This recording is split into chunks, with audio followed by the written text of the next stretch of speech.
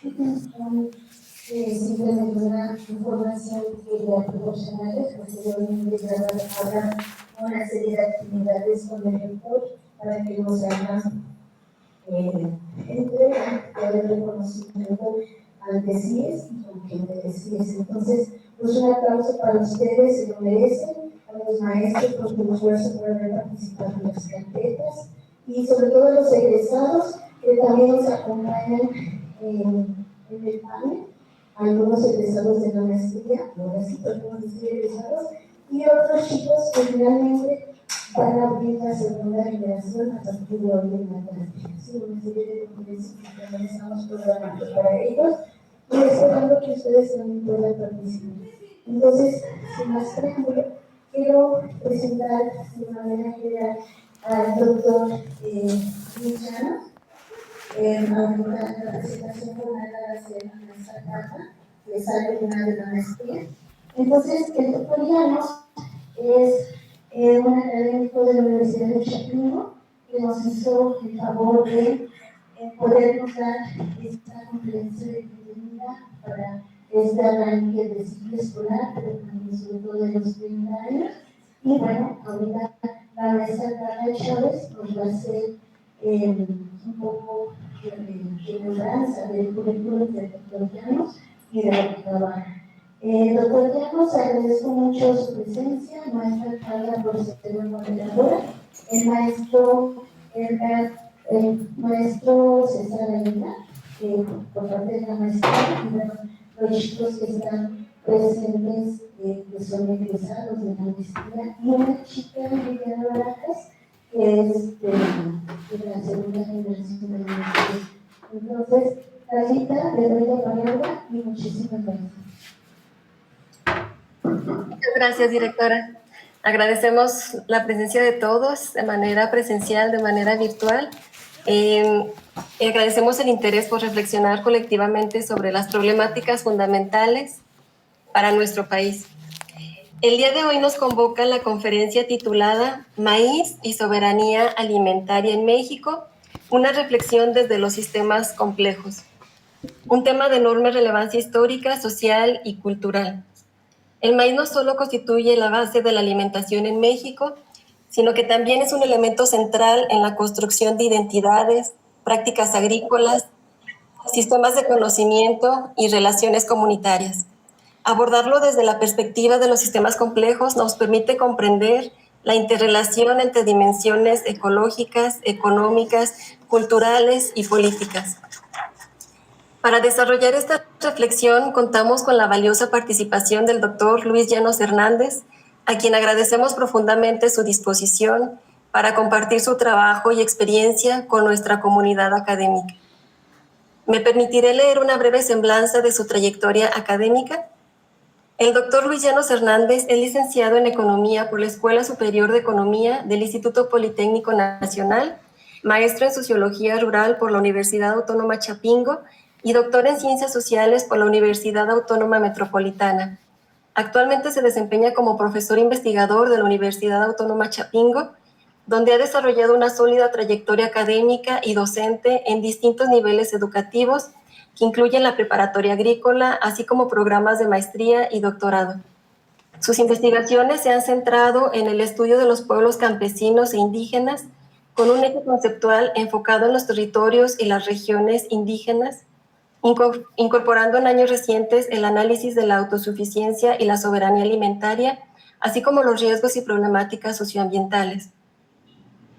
Fue primer coordinador del programa para la formación de jóvenes investigadores de la Universidad Autónoma Chapingo y actualmente impulsa la maestría en Ciencias en Estudios Socioambientales. Entre sus principales publicaciones y trabajos de investigación destacan estudios sobre territorio y apropiación del espacio social en comunidades indígenas, cambios en la alimentación y emergencia ambiental, destinos turísticos patrimoniales, saberes, salud en sistemas multiespaciales, protesta social, así como soberanía alimentaria y riesgo ambiental. Pues sin duda su perspectiva enriquecerá nuestra comprensión del tema que hoy nos reúne. Una nota antes de pasarle el micrófono, de cederle la palabra al doctor, para quienes nos acompañan de manera presencial, Las preguntas se realizarán al final levantando la mano. Igualmente, de manera virtual, podrán escribir sus preguntas en el chat. Sin más preámbulo, le cedemos la palabra al doctor Luis Llanos Hernández. Muchas gracias, doctor. Bienvenido. Me voy a proceder a proyectar aquí la presentación. Sí, muchas gracias.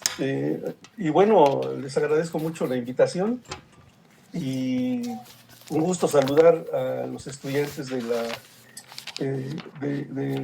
carrera del Colegio de Antropología, de la Arqueología, los compañeros estudiantes de Zacatecas y los profesores, claro que sí, colegas nuestros desde hace, me imagino que tenemos ya años en esta labor de investigación y docencia. Entonces compartimos preocupaciones, compartimos problemas en las instituciones y pues estamos aquí para colaborar, ayudarnos y darle salida a todo lo que tenemos. Bueno, miren, entonces si antes hay de esta hay una, Carla. Ah, sí, perdón. Sí, bueno, miren, así le llamé a esta plática Maíz y soberanía alimentaria en México y la reflexión de los sistemas complejos. Espero que me escuchen muy bien allá en el aula, en la sala. Entonces, para que nos comuniquemos bien. Bueno, miren, esa es la... Quiero empezar con estas imágenes. Esa es la cueva de Coxcatlán, es en Tehuacán, Puebla. Esa es la cueva donde se descubrieron los maíces y algunos vestigios más que fueron estudiados y que dataron la fecha de 7,000 años de antigüedad. Ese descubrimiento puso fin a una discusión que ya se tenía desde hacía tiempo.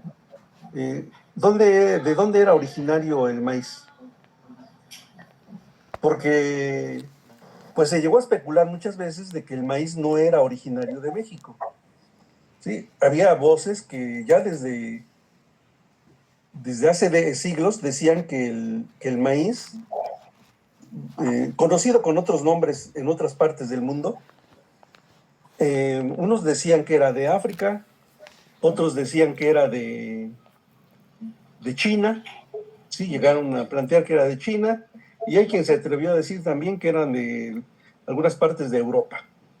Entonces, la discusión del origen del maíz estaba ahí a debate.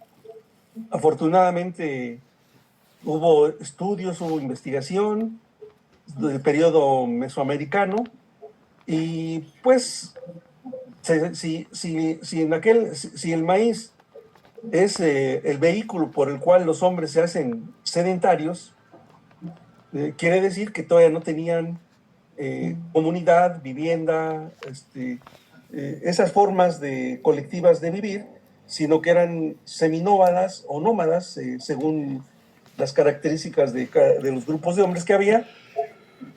Y entonces dedujeron que posiblemente el lugar donde habitaban pues, eran las cuevas, y que seguramente en alguna cueva podría haber vestigios.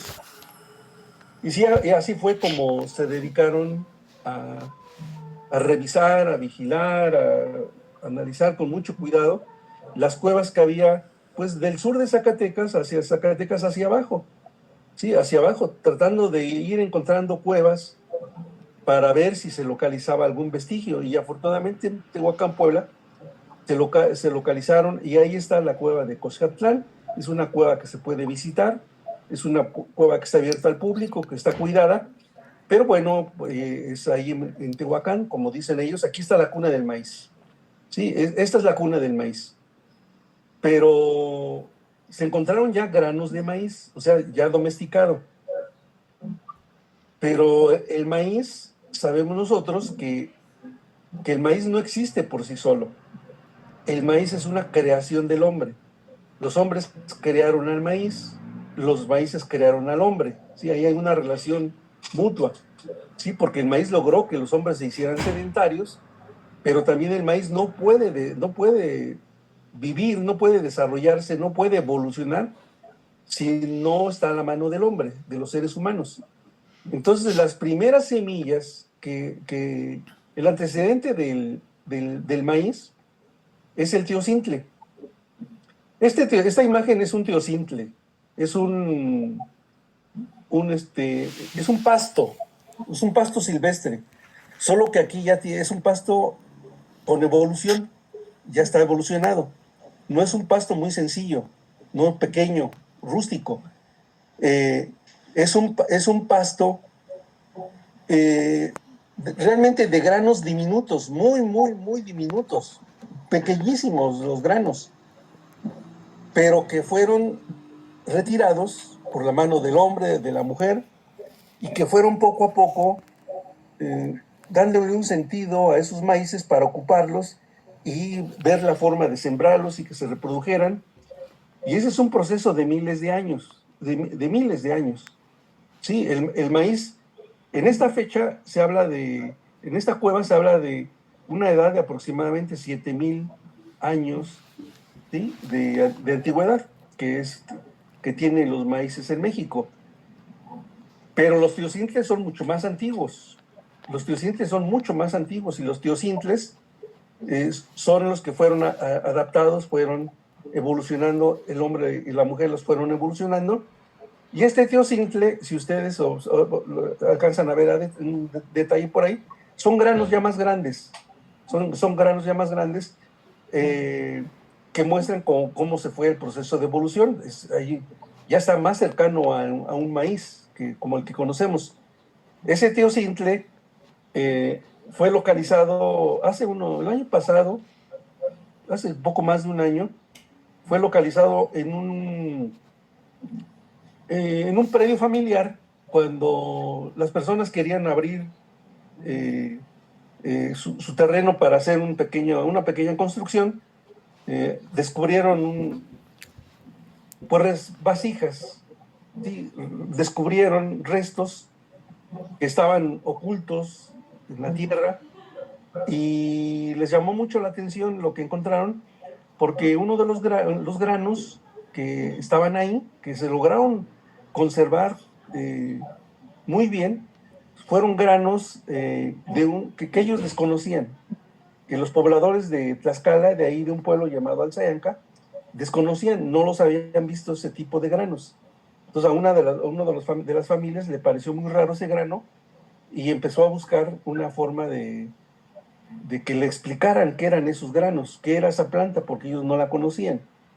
Entonces recurrieron a algunas personas, allá se acercaron con el antropólogo de Ixtenco, que es donde nosotros trabajamos, y este antropólogo, el campesino antropólogo, buscó más ayuda en otras universidades, y fue así como en la Universidad de Guadalajara, mediante estudios de laboratorio, descubrieron que este teocintle tenía aproximadamente 1,400 años de edad. O sea, quiere decir que ese teocintle es como del año 500 después de Cristo, ¿sí? O sea, que esto indica que el maíz y el teocintle coexisten, se mantienen, son dos plantas ya diferentes, pero que coexisten. No desconozco las tierras del norte del país, de Zacatecas y todo esto, pero acá en el centro es muy común. En los pueblos campesinos el teocintle es muy común. Sí, brota a un lado de las parcelas, ¿sí? Brota sobre los caminos que hay en los pueblos. A un lado puede brotar el teocintle, porque es un pasto, es como un pasto. Incluso en algunos pueblos dicen que es una plaga, ese pasto es una plaga, porque crece mucho. Pero ese es el origen del maíz. Pero el teocintle es el origen del maíz. Y este es el proceso evolutivo que se vivió en México. ¿Sí? El manejo de cultivo que los pobladores mesoamericanos le fueron dando a esta planta tan pequeña, tan insignificante, con granos tan pequeñísimos, pero que con el paso de miles de años fue evolucionando, fue evolucionando, fue evolucionando, hasta que se constituye en lo que hoy conocemos como la base de nuestra alimentación, el maíz. Entonces, el origen de del maíz está muy en nuestra historia, es muy de nuestra historia, es muy de nuestro pueblo, muy de nuestras culturas, sí, de nuestras culturas, de nuestra identidad, ahí está el maíz. Y afortunadamente se puso fin al debate del origen del maíz, ¿sí? Por ahí en algún momento leí que alguien llegaba a decir que en Brasil habían encontrado vestigios también muy antiguos de maíz. No decían que era el origen del maíz allá en Brasil, pero bueno, por ahí encontraban vestigios. O sea, el maíz empezó a circular en toda la parte mesoamericana, quizás comerciando con los pueblos incas, en fin. El maíz se fue desplegando por todo el continente y es un grano de primera importancia para nuestra alimentación y para el mundo ya en la actualidad, ¿sí? Entonces, esa es una evolución fantástica la que tiene el maíz. Es una evolución que supera a todos los granos que hay, ¿no? Al arroz, al trigo, sí, a la cebada, todos los granos supera el maíz en calidad, en versatilidad. Es muy, muy importante. Entonces, ahora sí, Carlos, pasamos a la siguiente imagen. Entonces, ese es el mismo teocintle, es el mismo teocintle, pero este teocintle va a mostrar esa transición entre los hombres nómadas y los hombres sedentarios, ¿sí? Pero no quiere decir que el maíz era suficiente para alimentar a la población. O sea, el teocintle, en esa transición de teocintle a maíz, pues los niveles de producción eran muy limitados, eran muy pequeños, muy bajos, muy reducidos. Lógicamente no pueden sustituir a la alimentación que se tenía en aquel entonces. O sea, es una transición muy grande, es una transición muy grande en donde el ser humano depende de otros elementos que hay en la naturaleza, en el mundo de la naturaleza, y que también le servían de alimentación. Entonces, es un proceso muy lento que poco a poco va a ir, en la medida en que se hace sedentario y va ampliándose el nivel de producción, pues sí, poco a poco se va convirtiendo en el elemento central de la alimentación de los pobladores, ¿sí? Entonces, eso es lo que vemos. En la siguiente, Carla.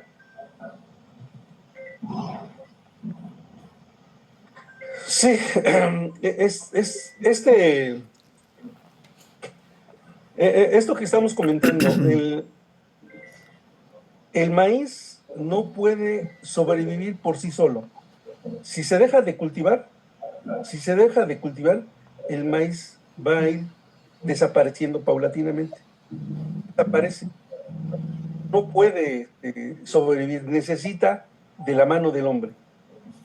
Sí, y como les comentaba, y el hombre necesita en la actualidad el alimento y de manera diferenciada a las naciones, pero el maíz se ha convertido en un alimento de primera necesidad, en un cultivo fundamental, en un grano importantísimo de manera muy general, ¿sí?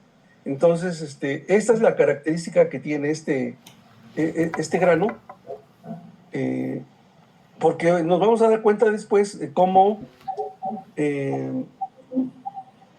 ha habido procesos tecnológicos que tratan de incidir sobre el cultivo del maíz, sobre el maíz mismo, ¿sí? Este maíz, el maíz llamado nativo, va a tener la capacidad de poder reproducirse. Es cierto, el hombre lo cultiva, pero puede brotar otro maíz, otra planta del grano que se siembra, cosa que no va a suceder con los maíces híbridos. Eso sí, hasta ahí van a llegar una siembra y ahí queda. Entonces, después vamos a ver esa diferencia entre los maíces. De manera muy breve vamos a ver esa diferencia. Pasamos, Carla, a la siguiente. Bueno, y este proceso de domesticación es un proceso de domesticación no solo del maíz, sino de otros cultivos, ¿sí? Como es la planta de la flor de calabaza, del jitomate rojo, del jitomate verde, ¿sí? Del frijol. Bueno, y el chile. Y eso es un proceso de domesticación, es un proceso de domesticación de estas plantas que ocurre en Mesoamérica, es un proceso de domesticación diferenciado, pero que va a dar forma a lo que se conoce como la dieta mesoamericana. Bueno, esa dieta mesoamericana hoy subsiste todos los días en nuestras casas, todos los días a donde quiera que vayamos. Esa dieta mesoamericana que que fue surgiendo, que fue creándose por los pobladores de aquí a lo largo de varios miles de años, es una dieta que todos los días consumimos. Es la dieta mesoamericana. ¿Sí? Es la base de nuestra alimentación. Se preserva. Y la diversificación de picantes, de chiles, todo, en fin, ya conocemos un poco de toda la diversidad, toda la combinación que le da el jitomate, el tomate, el chile, ¿sí? Todas esas combinaciones de sabores que asociados con el maíz y con el frijol dan una riqueza culinaria enorme, grande, que es la base de la alimentación mexicana. Entonces ven ustedes cómo nosotros tenemos miles de años con nuestra dieta mesoamericana. Es cierto que sobre la dieta mesoamericana se fue imponiendo y fueron llegando productos de España en algún momento y del mundo en general posteriormente, y que el comercio mundial trajo productos que no existían aquí y que se incorporaron a la base de la dieta mesoamericana, como es la carne, que se incorpora, ¿no? Pero ya podríamos hablar quizás de una alimentación mestiza, o si gustan, por capas también se puede ver, sí, en el fondo de la alimentación mexicana subsiste una base que es la dieta mesoamericana. ¿Sí? ¿Y qué es eso que dice Bonfil Batalla? En realidad eso es el México profundo. El México profundo no solamente es la población indígena, no solamente es nuestra herencia indígena la que subsiste, la que está presente. No es solo eso el México profundo. El México profundo también es la alimentación. También es la alimentación. Porque esa es la alimentación que está en nosotros, que nosotros consumimos permanentemente. Entonces, es una cultura nuestra milenaria, que afortunadamente, por más que lleguen influencias externas, extranjeras, no desaparece, no fenece. Sí, con la apertura del Tratado de Libre Comercio llegó a México las pizzas y las hamburguesas nos invadieron. Sí, se abrieron las cadenas de hamburguesas, se abrió mucha alimentación así de ese tipo, fast food, sí, pero esa alimentación no ha logrado desplazar a la dieta mesoamericana. Sí, la dieta mesoamericana se preserva, se puede innovar, puede mejorarse, ¿sí? Puede combinarse con otros elementos, pero ahí está la dieta mesoamericana, ahí está presente. Además es muy curioso, ¿no?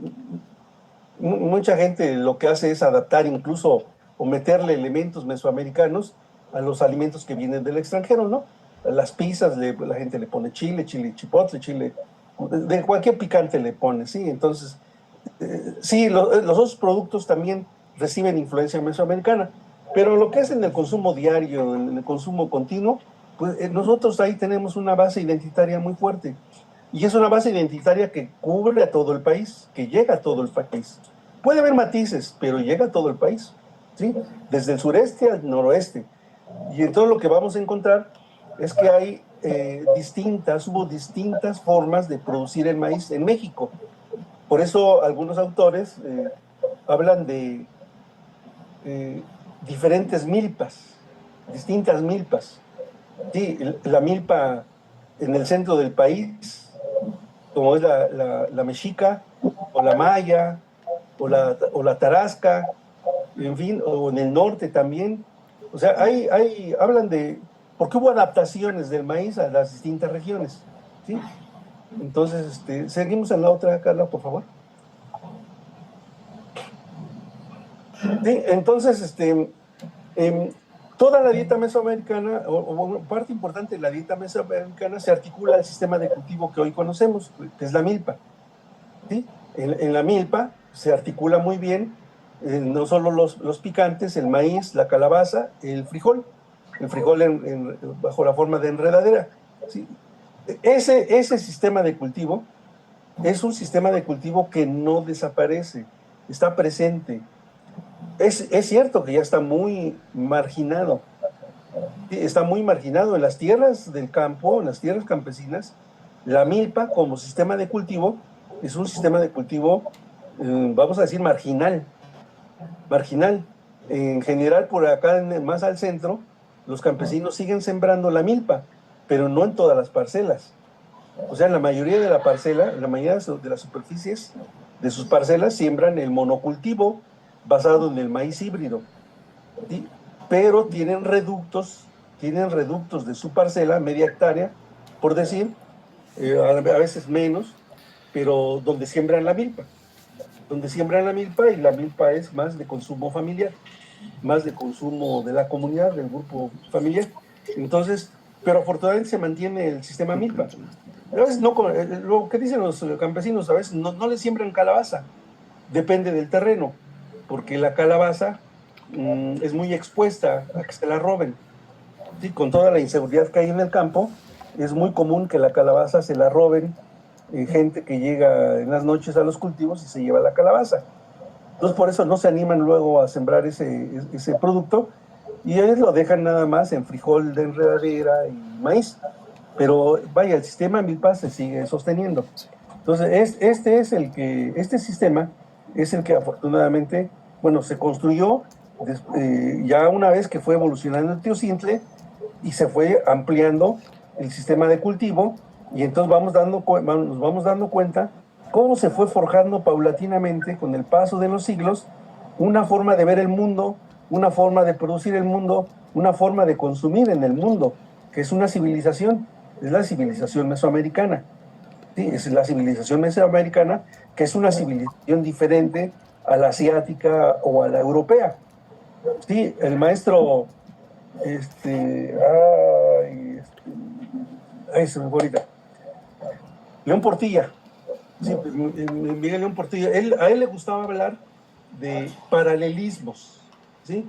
Él no le gustaba esa idea de que la cultura mesoamericana marginal y subordinada frente a la cultura, a la civilización de los pueblos de Europa.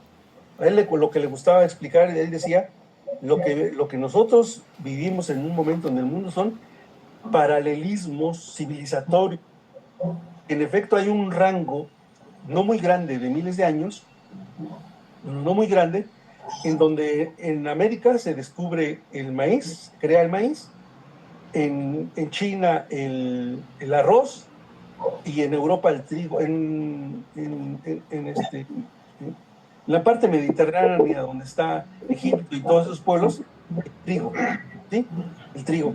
Y entonces él habla de paralelismos, a él no le gustaba hablar de culturas más evolucionadas que otras, a él le gustaba hablar de paralelismos, porque decía, esa característica de estos productos que crearon esas civilizaciones posibilitaron crear grupos sociales diferentes con una lengua, con un lenguaje, con prácticas, con una visión del mundo, con arquitecturas, en fin, muy propias, son civilizaciones. Y entonces él reivindicaba la grandeza de nuestra civilización, él reivindicaba la grandeza de la civilización mesoamericana como una civilización importante para el mundo. Entonces, a la siguiente, por favor, Carla. Sí, esa es una reproducción de una maqueta de cómo sería en aquel entonces la Gran Tenochtitlan. Esa es una visión. Bueno, sí, ahí está, en el islote está el pueblo mexica. ¿Qué fue lo que desarrolló el pueblo mexica? Pues desarrolló un sistema de cultivo basado en las chinampas. Tiene un manejo del agua, porque todos estos lagos, que parece que son uno solo, en realidad son 5 lagos. Son 5 lagos, 3 de agua salada y 2 de agua dulce. Entonces, los pueblos mexicas construyeron muros que separaban el agua dulce del agua salada para manejarla. O creaban también acueductos para, para surtirse de los manantiales. Entonces, desde Chapultepec hasta el centro de, hasta allá, a donde estaba Tenochtitlán, corrían los acueductos con el agua. O sea, técnicas tenían, había una técnica. Era un lago, tenían sus barcazas para navegar, en fin, tenían todo un sistema de acequias. Era una civilización que manejaba el agua, que sabía del agua, ¿sí? Y habían construido tecnologías para este manejo del agua y además para la producción. Sí, ahí es donde se desarrollan las chinampas, y Bonfil Batalla dice, hasta 2 cosechas al año había en estos lugares. No es como en Europa, donde había una sola cosecha y tenían que dejarse rotar la tierra, descansarla para que volviese a sembrarse. Aquí en las chinampas se podía sembrar inmediatamente porque era tierra de muy buena calidad y con mucha humedad. Entonces, y además el clima favorecía muy bien la productividad. Entonces, este pueblo es parte de toda una civilización mesoamericana que en distintas partes del país pues desarrollaron técnicas diferentes, tecnologías diferentes para adaptarse, porque el maíz tiene esa gran virtud de adaptarse a diferentes climas, se adapta a diferentes climas, se adapta a diferentes niveles de altura, puede cultivarse en los valles, en las planicies, o puede sembrarse a determinados niveles de altura. Sí, se logra sembrar a determinados niveles de altura. Entonces, es una planta muy versátil, muy, muy versátil. Luego uno no se da cuenta de la importancia nuestra, de nuestro pasado, de nuestra historia, pero luego los extranjeros nos tienen que abrir los ojos para darnos cuenta de la riqueza que tenemos. Pero en efecto, un colega chileno sí, me dijo alguna vez, me dijo, es que él me decía, qué gran invento tuvo México, qué gran invento tuvo México con la tortilla. Dice, es que la tortilla es un gran invento. Sí, es un invento enorme, porque es maleable, dúctil, se conserva a lo largo de varios días. Cuando es de buen maíz, sí tiene sabor, olor, decía, acompaña a todo, sí, acompaña a todo la tortilla. Entonces la tortilla es un gran descubrimiento, y es un gran descubrimiento también producto de los pueblos mesoamericanos, que ahorita vamos a ver cómo fue visto esta planta tan importante, cómo fue vista en algún momento, ¿sí? Entonces pasamos a la siguiente, Carla. Sí, para los pueblos mesoamericanos el maíz era un alimento fundamental, pero cuando llega a Europa, pues ve el maíz y no lo ve sí lo ve, y los cronistas llegan a describir un poco el maíz. Algunos piensan que el maíz llegó a Europa con el primer viaje de Colón, que estuvo en las Antillas y se llevó el maíz, pero no quedó registrado. En el segundo viaje de Colón sí está plenamente registrado el maíz como una planta que llevan, un grano que llevan para que se conozca en Europa. Y ya que llega a Europa con Colón, después el maíz se extiende, el maíz se empieza a extender a Europa, empieza a llegar a África y empieza a llegar a China. O sea, el maíz con estos viajes intercontinentales se fue llegando poco a poco a todo el mundo. A todo el mundo fue llegando el maíz, paulatinamente, pero llegó. ¿Sí? Entonces, pero el maíz, lógicamente los españoles llegan, o los peninsulares llegan, y ellos piensan en su alimentación, piensan en un espacio, en un territorio como es donde ellos vivieron. Entonces, por eso ese lago, si regresamos ese gran lago, Enrique C. Mohijo lo describe como una de las tragedias ambientales más graves que vivió el planeta. ¿Por qué? Por el secamiento de los ríos. y de los lagos, ¿sí? Todo, como es un valle y está rodeado de montañas, de cerros, de cordilleras, pues el parteaguas hace que los ríos alimenten a este lago. Pero pues este lago ya no existe. Sí, los españoles lo fueron sacando poco a poco. Y el México moderno retomó esa idea de los españoles y fue secando todo este lago. Sí, quedan reductos en Xochimilco, sí, pero, pero prácticamente desaparecieron los lagos. Entonces, en una visión modernista, ¿no? De la sociedad moderna, el agua es un estorbo y por eso dice Enrique C. Moijo que este es la gran tragedia, una de las mayores tragedias socioambientales. Hoy visto, ¿no? Visto ahora, analizando y revisando cómo los ecosistemas se vienen destruyendo. Entonces dice, este era un enorme ecosistema, muchos ecosistemas había ahí, y fueron desaparecieron. Y han convertido a la Ciudad de México en una enorme plancha de concreto que genera tremendos problemas ambientales. ¿Sí? Ahora sí pasamos a la siguiente, nos vamos a la siguiente, y entonces, anterior, ahí. Y entonces aquí viene este problema del maíz. Sí, el maíz corre hacia todo el mundo, llega hacia todo el mundo, pero los españoles no lo ven con interés, no es su alimento, no es el alimento de ellos, es el alimento de los sometidos, ¿sí? Es el alimento de los pobres. Y así empieza a ser visto en el periodo de la modernidad como el alimento de los pobres. ¿Sí? Europa tiene su base alimentaria y esa es la buena, ese es su alimento bueno. Pero como el maíz fue circulando por todo el mundo, en Europa empieza a surge una enfermedad, aparece una enfermedad, y es la pelagra. La pelagra, ya prácticamente inexistente, pero la pelagra es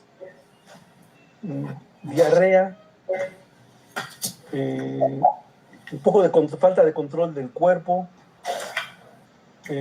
y en la piel protuberancias rojas como cáscaras en la piel, en los brazos, en las piernas, ¿sí? Aparece la pelagra. Y quienes tienen esa pelagra, pues tienen esas protuberancias en la piel, en el cuerpo, sufren de problemas de diarrea y pierden un tanto el equilibrio. Sobre todo por eso viene eso que luego algunos conocemos como llegan a manejarse en los referentes populares como el mal de San Vito, porque en Italia, en ese pueblo, San Vito, es donde aumentó los porcentajes de gente enferma de la pelagra, eran altos, sí, eran altos, entonces la gente pues sufría esos efectos negativos, ¿no? Pero la pelagra se asoció al maíz, sí, se asoció al maíz, porque el maíz en efecto era consumido en sectores muy pobres, tanto en Europa, por sectores muy pobres era consumido el maíz. Entonces, en Europa se consume el maíz y en América también, pero en América no está la pelagra, en Mesoamérica no está la pelagra. La pelagra llegó a estar en Yucatán. En algún momento apareció la pelagra allá en Yucatán. Pero en general, esa enfermedad no es aquí no aparecía en Mesoamérica. En Europa sí apareció la pelagra y apareció asociado al maíz. Por eso Arturo Barman le llama a su libro así: el maíz, el hijo bastardo del capitalismo. Hijo bastardo del capitalismo. O sea, el hijo mal visto del capitalismo. Y el hijo que se ve mal en el capitalismo, porque en efecto se expande por todo el comercio español y después se va expandiendo a todo el mundo. Sí, es el mundo moderno el que conoce el maíz, y se va consumiendo, va llegando a todas partes, llega a los sectores más bajos de Europa, de China y de otras partes, y entonces el maíz, aparece esa enfermedad y lo asocian inmediatamente. El maíz es causante de esa enfermedad. Es un maíz de los pobres. Pero en Europa, en China y en otros lugares, el maíz no se consume como nosotros lo consumimos. Allá lo consumen de manera más cruda o lo consumían en pastas, ¿sí? Como pequeñas masas, de molerlo, ¿sí? Humedecerlo y comerlo como si fuera un poco el, ¿cómo se llama acá en Chiapas? Dejen acordarme cómo se llama. Eh, sí. Bueno, los indígenas en Chiapas se llevan al campo masas de maíz que a mediodía le ponen agua y lo consumen como si fuera un atolito, lo van consumiendo y con eso se van alimentando y se llevan sus tortillas, se llevan chile y etcétera y ya con eso se alimentan. ¿Sí? Bueno, pero en Europa no lo consumen como nosotros, porque aquí en Mesoamérica, aparte del cultivo del maíz, lo que se descubrió fue la técnica de la nixtamalización. ¿Sí? La nixtamalización es muy importante porque la nixtamalización pondera, le da fuerza alimenticia al maíz ya molido, ¿sí? La base de la tortilla. Entonces, la nixtamalización asociada con la cal le da mucha fuerza, le aumenta, le da más vitaminas. ¿Sí? Y en Europa no tienen eso. En Europa no tienen eso. Entonces, lo que se descubre con el problema de la pelagra, ya tarda, porque estamos hablando de los años 1600, todos esos años en que se expande el maíz y poco a poco empiezan a consumirse y a aparecer esas enfermedades. Pues había distintas interpretaciones, ¿no? Nadie conocía muy bien el pozol, exactamente. Muy bien, el pozol. Porque el pozol de maíz y el pozol de cacao, en efecto. Es el pozol de maíz. Muy bien. Entonces, ellos, al llevarse al producirse aquí bajo el proceso de la nixtamalización, le da una mayor riqueza a nuestro maíz. En otras partes del mundo se carece de esa riqueza. Y entonces la combinación en las regiones pobres, en los lugares pobres, la alimentación basada en maíz crudo, pero con una dieta muy reducida, con una dieta muy limitada, muy reducida de la gente de escasos recursos, favorece el desarrollo de la pelagra. Entonces había interpretaciones. Unos decían que era el maíz el origen de la pelagra. Y había quien planteaba que era la dieta, la limitada dieta que tenían pueblos y que era la que favorecía el desarrollo de la pelagra. En efecto, con el paso de los años se descubre que es la dieta, una dieta muy reducida, una dieta muy limitada, donde se consume maíz así con esas características crudo, ¿sí? O masa cruda, sí da la pauta para que aparezca la pelagra. Pero si se puede consumir maíz crudo y todo eso, pero si la dieta es más amplia, más diversa, no hay riesgo de que surja la pelagra. Entonces sí, la pelagra apareció en Estados Unidos, apareció un poco en México, acá en el sureste, apareció en otras partes del mundo, en fin. Pero durante mucho tiempo se consideró que el maíz era era el origen de esas enfermedades. Y además era el alimento de los pueblos conquistados, era el alimento de los pobres. Así durante mucho, mucho tiempo el maíz así fue visto. ¿Sí? También es cierto que el maíz en Europa, sobre todo en Europa, cuando las ciudades fueron aumentando, fueron creciendo, pues requerían de alimentación y en Europa se consumía más la carne, en fin. Entonces el maíz se fue asociando, también se asociaba con el consumo humano, pero también empezó a servir para el consumo de los animales. Entonces ahí empieza una diversificación del maíz. Los animales empiezan a ser alimentados con maíz. ¿sí? Los cerdos, en general, los animales que consumen en Europa, las ciudades que empiezan a crecer, empiezan a ser alimentados. Entonces, el maíz empieza a diversificar sus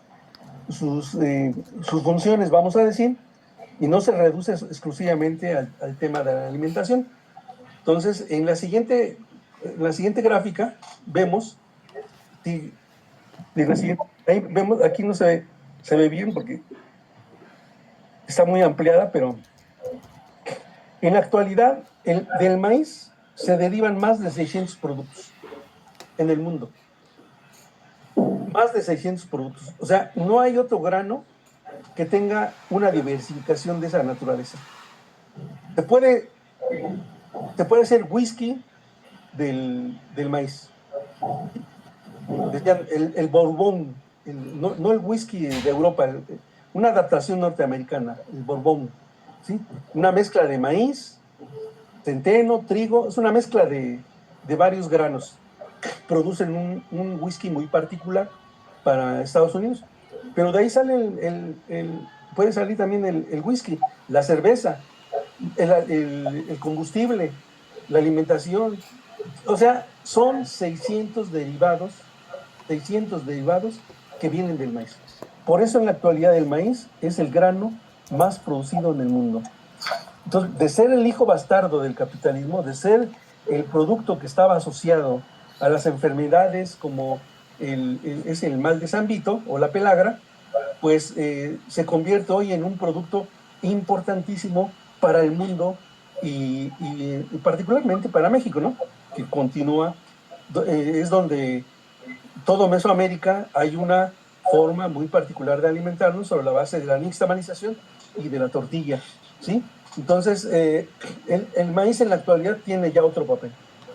Ya tiene otro papel, tiene otra importancia, y en este proceso, muy rápidamente de la historia, bueno, en México en algún periodo fuimos autosuficientes, ustedes saben que en algún momento fuimos autosuficientes en maíz, no siempre hemos sido autosuficientes en maíz, somos un país de origen, pero no siempre, no, más bien pocos periodos en la historia hemos sido autosuficientes en maíz. En general hemos dependido de las compras del maíz del extranjero, ¿sí? No se produce suficiente maíz. Bueno, aquí podría decir muy rápidamente que hay, vamos a decir, tipos de maíz. El maíz nativo, que es el maíz mesoamericano, el maíz originario, ¿sí? El que viene desde hace miles de años, produce mazorcas más chicas, más deformes, pero son maíces que tienen sabor, que tienen olor y que son la base de las comidas regionales. Sí, es lo que podemos ver. Y está el maíz híbrido, que es el que se siembra comercialmente en mayor escala.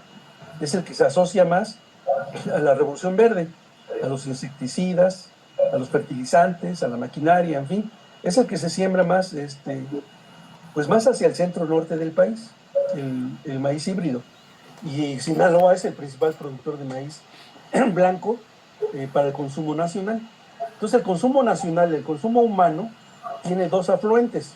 Uno es el maíz híbrido y el otro es el maíz nativo. Solo que el maíz nativo tiene su escala de producción es muy baja, mientras que el maíz híbrido puede tener un cálculo de, vamos a decir, 12 toneladas, en algunos lugares puede tener 12 toneladas de producción por hectárea, como Sinaloa o Jalisco, partes de Nayarit. Pues en la zona centro, pues el maíz nativo tiene 3, 4 toneladas. Hay lugares donde tiene menos de 1 tonelada por hectárea, sobre todo en las laderas de las montañas. ¿Sí? Es muy baja la productividad, pero bueno, ese es el maíz nativo, ese es el maíz originario, ¿sí? Que se conserva, que se preserva, pero pues en el escenario nacional tiene poca presencia, vamos a decir. ¿Sí? Tiene poca presencia económica, pero tiene mucha presencia cultural. Esa es la diferencia, tiene mucha presencia cultural. La presencia económica sí está reducida, y eso es lo que no vio o no quiso poner en el centro Salinas a la hora de la firma del TEMEC. El maíz se vio como una mercancía, como un producto y listo, a comerciar.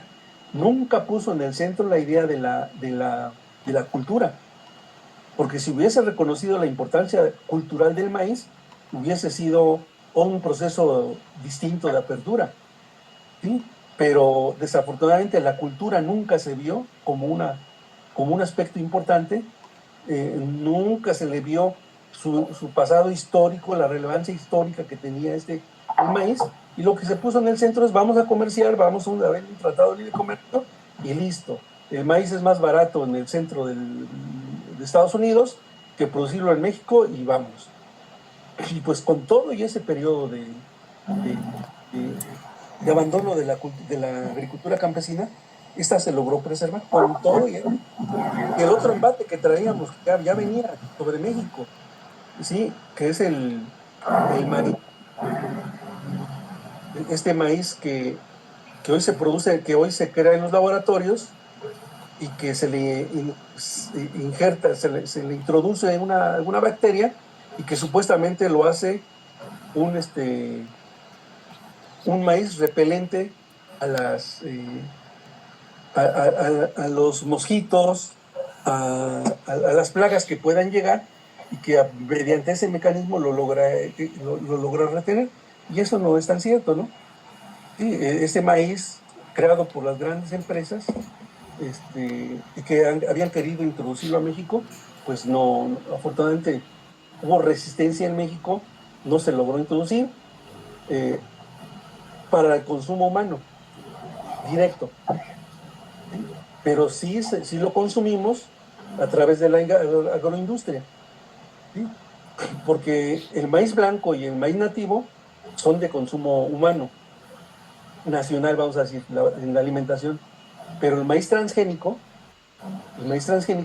ese lo consumimos a través de la carne, ¿sí? De la carne de res y de la carne de cerdo, y de toda la fritura que se consume en México. O sea, el maíz agroindustrial se compra ese de Estados Unidos.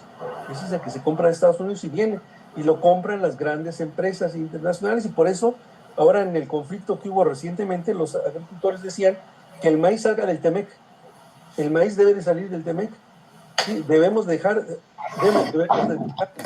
obligados a comprar maíz a Estados Unidos, porque ese es maíz transgénico. Bueno, esa es una demanda campesina que volvió a cobrar más fuerza en este último periodo, ¿sí? Entonces, ese es el maíz. Ahora, ¿cómo hemos estudiado al maíz? ¿Cómo hemos estudiado el maíz? Pues lo ha estudiado la antropología, ¿sí? Lo ha estudiado la arqueología, lo ha estudiado la sociología, lo ha estudiado la economía. Todas las disciplinas han estudiado al maíz, la historia, ¿sí? Pero bueno, sabemos que en la actualidad hay una gran discusión, hay un gran proceso de cambio de los enfoques de investigación, de cómo se está viendo la realidad que tenemos. Porque hacia atrás, todos los problemas, la mayor parte de los problemas se analizan desde el punto de vista de la disciplina, del campo de especialización. Así lo hemos analizado. Y hoy el CONACYT nos dice, o México, el país nos dice, ojo, el maíz tiene una relevancia muy importante para nosotros. Hay que rescatar el maíz, ¿sí? Y entonces, desde el gobierno anterior a ahora, ha venido poco a poco un avance para la protección de los maíces. Entonces, en principio cambió la política económica, se les ha dado un poco el precio de garantía, que ha sido muy insuficiente, muy limitado. El precio de garantía, se les ha dado algunos apoyos, se han desarrollado algunos programas de gobierno, todo en la idea de darle un mayor impulso al maíz, ¿sí? De darle un mayor impulso al maíz. Eso es lo que se percibe. A los investigadores los empiezan a orientar para atender problemas estratégicos del país. Ya no es un tanto libre como se tenía anteriormente los procesos de investigación. Y también hay un proceso de rescate de los maíz nativos, ¿sí? A los maíz nativos se les va a pagar un mayor precio a partir del año pasado. Viene desde el sureste hacia el centro norte. Va a haber ese proceso de diferenciar el precio del maíz nativo y el precio del maíz híbrido. Entonces, esa es la idea de rescatar y de darle fuerza al maíz nativo. Entonces, ahora le están prometiendo a los campesinos pagarles 8,000 pesos la tonelada de maíz nativo. no va a beneficiar a todos los campesinos porque también pone límites al gobierno. O sea, lo que nos estamos dando cuenta es que sí hay una política de rescate al maíz, pero es una propuesta de rescate muy lenta, muy limitada, muy acotada, no es agresiva, la verdad. El gobierno tiene otras prioridades. ¿Sí? Entonces, eso es lo que se observa, pero bueno, ya hay un intento. Vemos al maíz como un producto importante a nivel industrial. Es un producto, es un bien que si hubiese una política fuerte, México tendría que ser exportador de maíz amarillo, incluso exportador de maíz blanco para el consumo humano, si hubiese una política fuerte, porque sí, en algún momento hemos sido exportadores de maíz. Cuando teníamos la autosuficiencia alimentaria, en el modelo, en la época del cardenismo hasta el López Portillo, allá por el 68 es cuando empezamos a comprar ya el maíz otra vez, pero había un momento en que éramos también exportadores de maíz. Entonces, esta posición hoy podría ganarse, pero se necesita reconstruir todo, porque no es tan fácil decir, miren, hace poco una funcionaria de gobierno presentó un programa a nivel en las mañaneras y dijo que iban a aumentar un 20% el maíz nativo. El maíz nativo iba a aumentar un 20% y es lo que iba a lograr esta funcionaria. Es algo muy complicado. Eso es algo muy difícil. ¿Cómo se aumenta la productividad del maíz nativo en las parcelas de los campesinos que estuvieron marginados durante mucho tiempo, que ocuparon mucho agroquímico para cubrir todas sus tierras y que todas sus tierras también están contaminadas? Eso, dar un salto del 20% es una promesa de políticos, pero no es algo real que pueda suceder. Puede alcanzarse, no sé en cuánto tiempo, como resultado de trabajos conjuntos de experimentación, de acercamiento con los campesinos, de introducir tecnologías, cambios, o sea, pero eso va a tardar, eso no es tan fácil. O sea, a nivel político sí yo escucho que los funcionarios prometen mucho, pero no es cierto, no es fácil. Y entonces pasamos a la siguiente, Carla, y entonces nosotros hemos logrado conformar un equipo de trabajo que quiere salir de la disciplina, no quiere abandonar la disciplina, quiere jalar la disciplina hacia una visión más integral. Y eso es lo que hemos estado haciendo, ¿sí? Y nuestro tema de investigación fundamentalmente es, sí, la agricultura campesina y la soberanía alimentaria. Ese es nuestro tema central, nuestro problema particular de investigación. Pero no lo queremos hacer desde una disciplina, ¿sí? Desde el sociólogo, o desde el biólogo, o desde el agrónomo, o desde el economista, ¿sí? Somos varios profesores con varias disciplinas que retomamos la experiencia de las disciplinas anteriores, la retomamos, aprendemos de ella, pero hoy enfrentamos nuevos retos. Hoy enfrentamos retos porque el país vive una situación diferente y bueno, hay que trabajar, hay que meternos en esta nueva condición. Esto es de manera muy esquemática, lo que les planteo aquí es muy esquemático, pero voy a tratar de irme deteniendo para explicarles qué es lo que hacemos, ¿sí? No, creo que esa es la segunda, Carla. La primera es la única. Sí, ¿verdad? Es la única.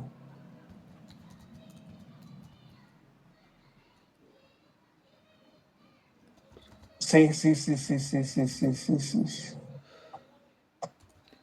Terminé una versión donde falta otra gráfica. Es que esta es la segunda. Déjame ver, Carla.